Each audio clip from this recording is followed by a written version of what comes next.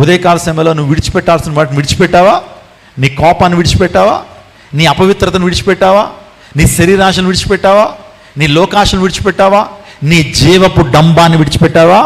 ఒకవేళ విడిచిపెట్టకపోతే దేవుని కనికరం, దేవుని ఆశీర్వాదం నీ మీద ఉండాలంటే విడిచిపెట్టినటువంటి వారు సౌందర్యంగా ఉంటారు. స్తోత్రం చెప్పండి హల్లెలూయా.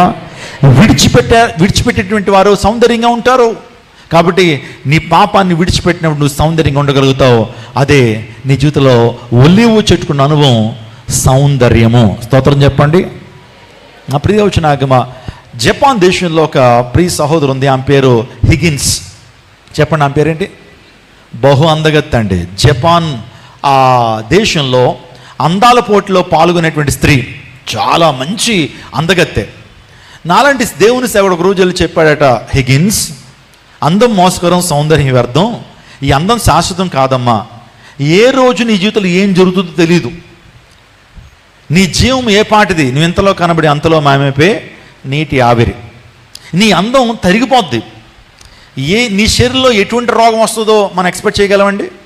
మన శరీరంలో ఎటువంటి రోగం మన శరీరంలోకి వస్తుందో మనకు ఎవరికైనా తెలుసా?